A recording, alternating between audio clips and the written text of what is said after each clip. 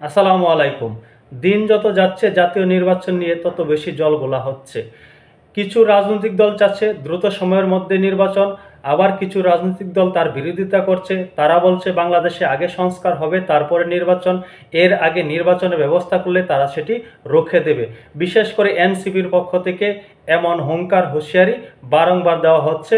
অন্যদিকে বিএনপি বলছে দ্রুত সময়ের মধ্যে যদি এই অন্তর্বর্তী সরকার একটি নির্বাচনের ব্যবস্থা না করতে পারে তাহলে তারা রাজপথে নামবে। আদতে বাংলাদেশে জাতীয় নির্বাচন কবে হবে সেটি সঠিকভাবে কেউ বলতে পারে না, কারো কাছে সেই সদুত্তর নেই।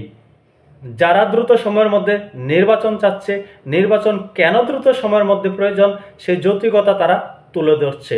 অন্যদিকে যারা আগে সংস্কার চাচ্ছে তারাও কিন্তু তাদের মতো করে যুক্তি তুলে ধরছে।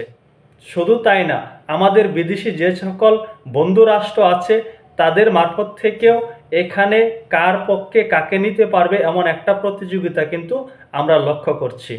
গতকালকে আমরা দেখেছি বিএনপির সাথে রাশিয়ার রাষ্ট্রদূতের একটি সাক্ষাৎ হয়েছে।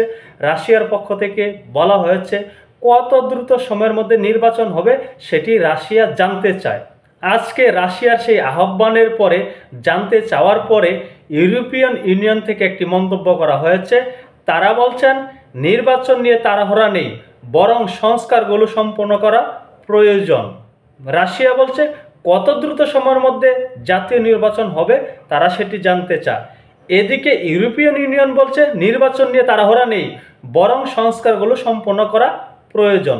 এখানে বোঝা যাচ্ছে যারা দ্রুত সময়ের মধ্যে নির্বাচন চায় তারা বিদেশি বন্ধুদের মাধ্যমে এখানে চাপ প্রয়োগ করতে চাচ্ছেন। আবার যারা নির্বাচনটাকে পরে চাচ্ছেন, আগে সংস্কার চাচ্ছেন, তারাও তাদের মতো করে বিদেশি বন্ধুদেরকে দিয়ে এই ধরনের কথা বলাচ্ছেন বলে অনেকে মনে করছেন। এই নিয়ে ইউরোপিয়ান ইউনিয়ন আজকে মন্তব্য করেছেন।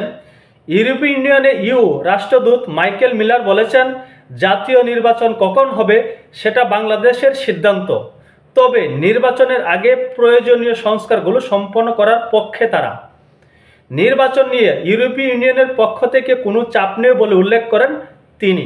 সোমবার 5ই মে জাতীয় প্রেস ক্লাবের ভিআইপি লাউঞ্জে ডিকাপ আয়োজিত অনুষ্ঠানে এসব কথা বলেন ইউরোপিয়ান ইউনিয়নের রাষ্ট্রদূত মাইকেল মিলার। বলেন রাজনৈতিক দল ও অন্তর্বর্তীকালীন সরকার সংস্কারের লক্ষ্যে একসঙ্গে কাজ করবে বলে আমরা আশা করি।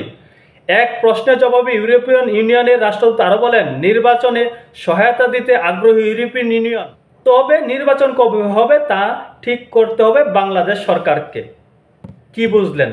এখানে কি মেসেজ দিয়েছেন?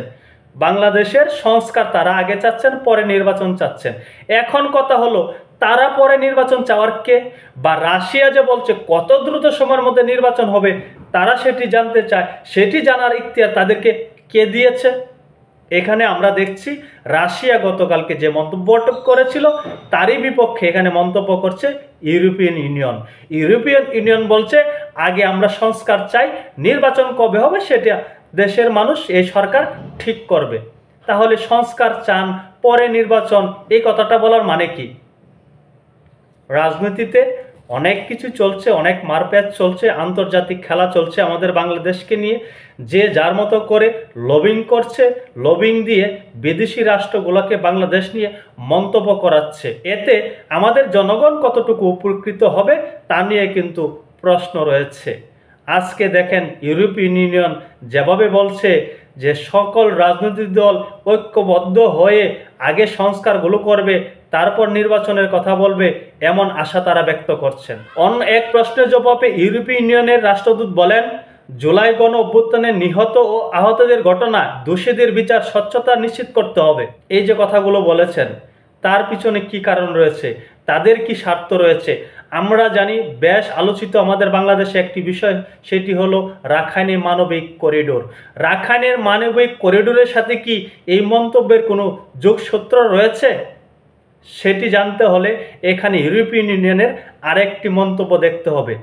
ইউরোপিয়ান ইউনিয়নের রাষ্ট্রদূত বলছেন রাখাইনে মানবিক করিডোর নিয়ে মন্তব্য জানতে চাইলে ইউরোপিয়ান ইউনিয়নের রাষ্ট্রদূত বলেন উভয় পাশে ভুক্তভোগীদের জন্য মানবিক সহায়তা প্রয়োজন, সবাই যেন সমানভাবে ত্রাণ সহায়তা পায় সেটা নিশ্চিত করতে হবে।